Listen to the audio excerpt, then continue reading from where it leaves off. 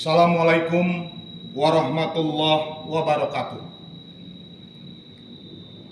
Tanggapan Kerapatan Adat Nagari Ujung Gading terhadap kisruh pemberhentian jorong di Ujung Gading berdampak kepada ketentuan adat Nagari Ujung Gading disampaikan oleh Ketua KAN Raja Adat Ujung Gading. Dengan hormat, dengan ini kami dari Kerapatan Adat Nagari Ujung Gading dan atau seluruh pemangku adat Nagari Ujung Gading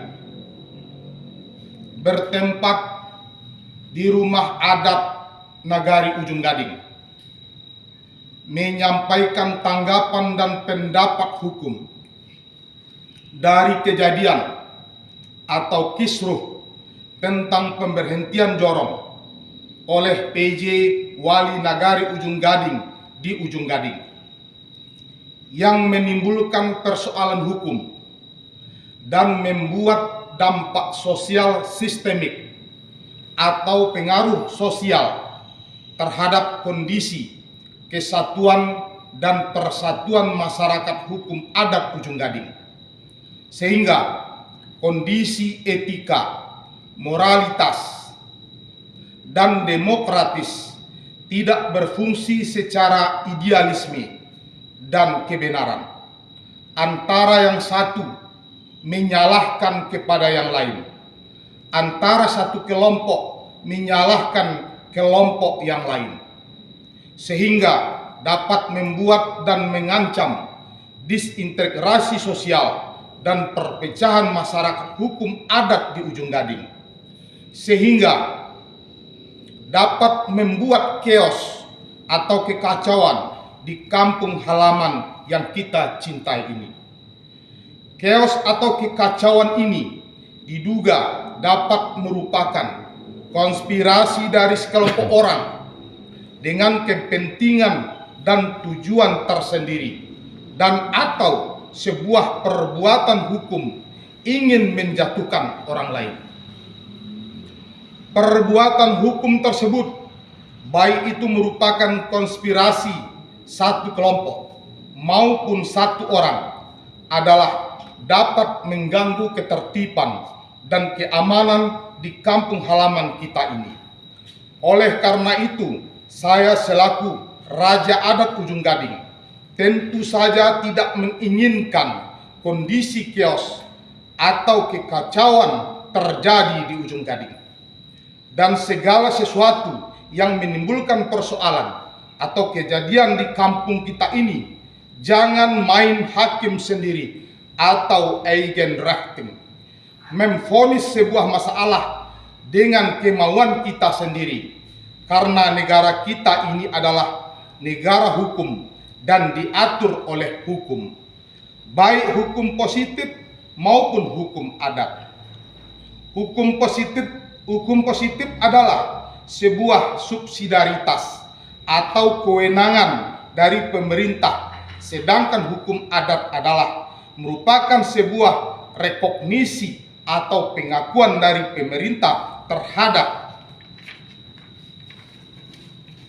masih berlakunya hukum adat atau hukum tidak tertulis.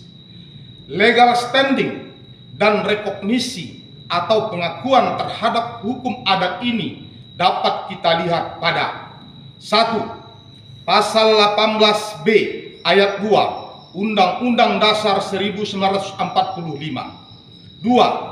Undang-Undang Nomor 48 Tahun 2009 tentang Kekuasaan Kehakiman. 3. Undang-Undang Nomor 6 Tahun 2014 tentang Desa atau Nagari. 4. Undang-Undang Pokok Agraria Nomor 5 Tahun 1960. 5. Undang-Undang Nomor 27 Tahun 2007 tentang pengelolaan wilayah pesisir dan pulau-pulau kecil, dan Undang-Undang Provinsi Sumatera Barat Nomor 7 Undang-Undang Provinsi Sumatera Barat Nomor 17 Tahun 2022 hal adat Salingka Nagari. 6. Undang-Undang Nomor 41 Tahun 1999 tentang Kehutanan. Dan hukum positif lainnya menyebutkan bahwa negara mengakui dan menghormati kesatuan-kesatuan masyarakat hukum adat serta hak-hak tradisionalnya sepanjang masih hidup dan sesuai dengan perkembangan masyarakat dan prinsip negara kesatuan Republik Indonesia yang diatur di dalam undang-undang. Artinya, keberadaan hukum adat di Indonesia ini masih mendapat tempat dan merupakan sebuah rekognisi atau pengakuan untuk keberadaannya. Oleh karena itu, segala sesuatu yang merupakan kekayaan adat dan inventaris adat yang didapatkan secara warisan turun-temurun dan yang didapatkan dengan dibeli dari hasil kekayaan adat, baik bergerak maupun tidak bergerak, masih dilindungi oleh hukum positif. Undang-undang yang dibuat di Republik Indonesia ini tidak boleh merusak hukum adat. Dan hukum adat tidak menyesuaikan diri dengan hukum positif, tapi hukum positiflah yang menyesuaikan diri dengan hukum adat. Karena hukum adat telah ada beratus tahun sebelum berdirinya negara Republik Indonesia ini, sepanjang tidak bertentangan dengan prinsip negara kesatuan Republik Indonesia. Hak penguasaan terhadap wilayah adat adalah nagari adat, bukan pemerintahan nagari. Karena pemerintahan nagari adalah pemerintahan terendah di Republik Indonesia, sedangkan nagari adat adalah limbago adat atau cupa usoli atau hak asal usul yang sekarang terhimpun dalam kerapatan adat nagari atau yang kita kenal dengan sebutan KAN, yang terbentuk berdasarkan keputusan musyawarah limbago adat atau pemangku adat dan dibenarkan oleh pemerintah. Dan oleh karena itu, segala sesuatu yang menjadi objek perbuatan hukum terhadap kekayaan adat ini ada regulasinya, bukan kehendak satu pihak saja dengan memutuskan sendiri atau main hakim sendiri atau eigenrechting. Perbuatan hukum di luar regulasi ini adalah perbuatan melawan hukum dan penyalahgunaan wewenang yang dapat menjadi subjek hukum baik perdata maupun pidana dari pelaku perbuatan. Menyikapi perbuatan hukum dalam pemberhentian jorong di Ujung Gading yang berimbas atau sistemik kepada ketentuan hukum adat di Ujung Gading, di mana aset-aset adat yang kita sebut dengan hak asal usul sesuai dengan Permen Desa Nomor 1 Tahun 2015 tidak begitu saja dengan serta-merta sudah menjadi aset-aset pemerintah Nagari Ujung Gading dengan dilaporkannya secara diam-diam tanpa musyawarah dan tidak mengikuti proses atau tahapan sesuai dengan Permen Desa Nomor 1 Tahun 2015 kepada Dinas DPMN Pasaman Barat. Tentu saja ini bertentangan dengan hukum positif dan diduga merupakan perbuatan melawan hukum oleh pelakunya. Terhadap pemberhentian jorong diatur di dalam Undang-Undang Nomor 6 Tahun 2014, Junto PP Nomor 43 Tahun 2014 dan diikuti oleh Peraturan Menteri, Peraturan Bupati, Keputusan Bupati, Keputusan Wali Nagari sebagai hukum formil untuk pelaksanaannya. Kita dapat melihat secara hukum positif regulasi tentang pemberhentian perangkat nagari atau jorong dalam peraturan pemerintah nomor 43 tahun 2014 sebagai berikut. 1. Pasal 68 ayat 1. Perangkat nagari berhenti karena meninggal dunia, permintaan sendiri, dan diberhentikan. Kedua, perangkat nagari atau jorong yang diberhentikan sesuai dengan ayat 1 di atas diberhentikan adalah karena 1. Usia maksimal adalah 60 tahun. Kedua, berhalangan tetap. Ketiga, tidak lagi memenuhi syarat sebagai kepala jorong. 4. Melanggar larangan sebagai kepala jorong. Ketentuan mengenai tidak dapat lagi memenuhi syarat sebagai kepala jorong adalah menjadi multitafsir dari kehendak pembuat undang-undang. Apakah sebagai orang atau jorong yang dianggap oleh wali nagari tidak dapat bekerja sama dengan dia atau wali nagari, dan atau sebagai jorong yang SK-nya sudah berakhir. Di dalam undang-undang ini hanya dijelaskan dalam penjelasan cukup jelas. Oleh karena itu, maksud dan tujuan dari tidak lagi memenuhi syarat sebagai kepala jorong adalah multitafsir makna hukum dan diserahkan kepada kehendak pembuat undang-undang ini. Begitu juga dengan melanggar larangan sebagai kepala jorong, dapat saja berupa etika, moralitas, sebagai elektabilitas dan kapabilitas penerimaan masyarakat. Begitu juga dengan limitatif masa jabatan perangkat nagari atau jorong, juga tidak disebutkan dalam undang-undang ini. Undang-undang ini hanya menyebutkan batas usia seorang jorong atau perangkat nagari maksimal 60 tahun. Bukan seorang jorong bertugas sampai umur 60 tahun ketika dia pada awal diangkat menjadi jorong. Dan mengenai limitatif masa jabatan jorong atau perangkat nagari ini terdapat multitafsir apa yang dimaksud oleh pembuat undang-undang ini, karena dalam penjelasan undang-undang ini dikatakan cukup jelas.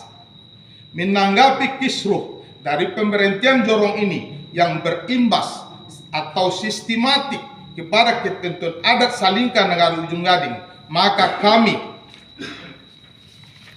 dari pemangku adat Ujung Gading yang bernaung di dalam Kerapatan Adat Nagari Ujung Gading yang diakui dalam peraturan perundang-undangan memberikan tanggapan sebagai berikut. 1. Mari kita jaga perbuatan dan perkataan yang dapat mengganggu atau menghasut, yang dapat menimbulkan terjadinya kondisi tidak kondusif ketertiban dan keamanan di Nagari Ujung Gading ini.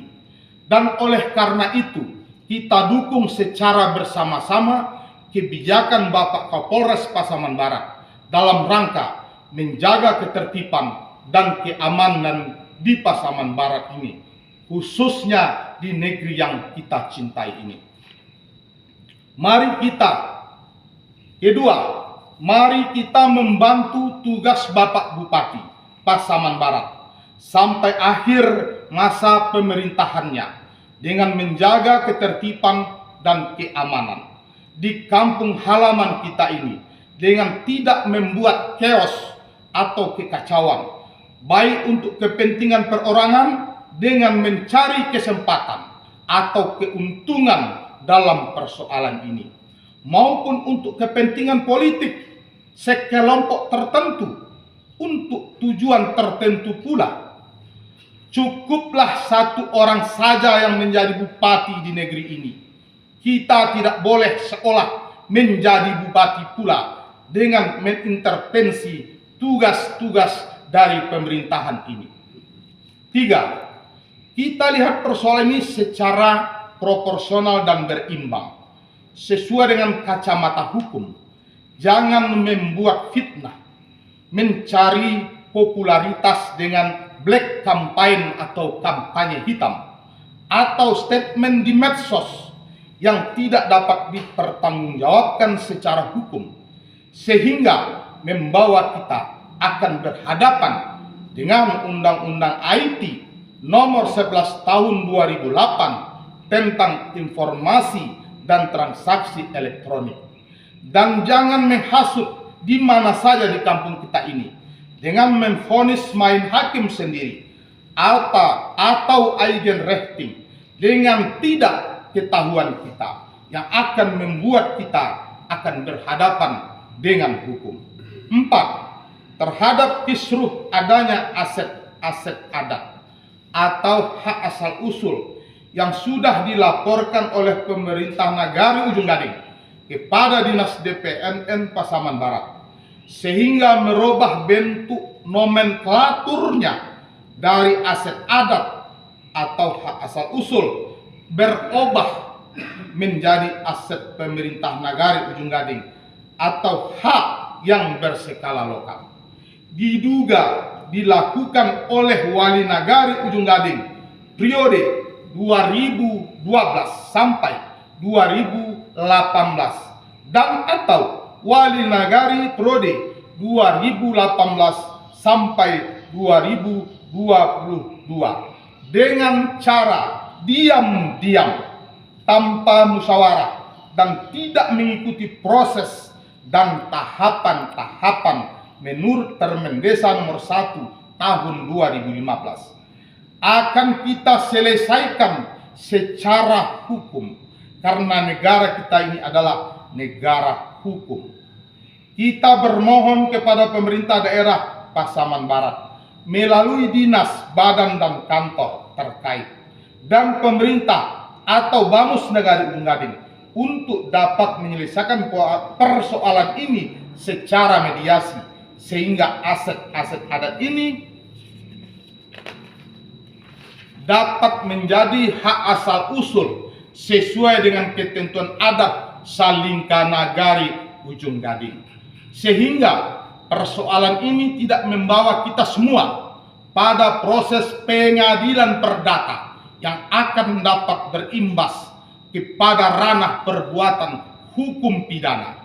Apapun akan kita lakukan secara hukum, sehingga aset-aset leluhur kita ini yang diduga sudah digelapkan oleh oknum tertentu dengan melaporkannya kepada Dinas DPMN Pasaman Barat, sehingga merubah nomenklatur dari bentuk aset adat ini berubah menjadi aset pemerintah Nagari. Tentu saja ini adalah merupakan perbuatan melawan hukum yang dapat dihukum baik perdata maupun pidana. 5. Terhadap kisruh pemberhentian jorong di Nagari Ujung Gading ini, saya mengetuk hati nurani bapak-bapak jorong yang sudah diberhentikan. Marilah bersama kita mentelaah norma-norma hukum tersebut di atas, supaya kita tidak salah dalam menafsirkan hukum tersebut sehingga tidak tersesat di ujung jalan. Dan marilah kita berserah diri kepada Allah. Mungkin itulah yang terbaik menurut Allah. Suatu saat kita pasti akan tahu di balik hikmahnya. Allah tidak akan berikan sesuatu kepada kita kalau kita tidak sanggup akan menerimanya. Kita semua jangan terhasut dengan kepentingan seseorang dan atau kepentingan politik kelompok tertentu secara tidak beretika, amoralitas dan tidak demokratis untuk menuju tahun 2024 sebagai tahun politik. 6. Saya Haji Antonius SH.MH, Raja Adat Tuanku Sati Ujung Gading, terhadap sikap kita semua dalam menerima himbauan kami ini dalam rangka untuk menjaga ketertiban dan keamanan di kampung halaman yang kita cintai ini. Bagi saya, ini adalah sebuah sikap nasionalisme, sikap idealisme, sikap patriotisme, dan merupakan penghargaan dan penghormatan yang tertinggi bagi saya kepada kita semua. Demikian tanggapan dan himbauan ini kami sampaikan kepada seluruh masyarakat hukum adat Ujung Gading untuk dapat memahaminya, karena sesungguhnya kebenaran itu datangnya dari Allah Subhanahu wa taala. Amin. Wabillahi taufiq wal hidayah. Wassalamualaikum warahmatullahi wabarakatuh. Ujung Gading, 5 Februari 2023. Raja Adat atau Ketua kami Ujung Gading, Haji Antonius SH MH, Raja Tuanku Sati Ujung Gading. Terima kasih.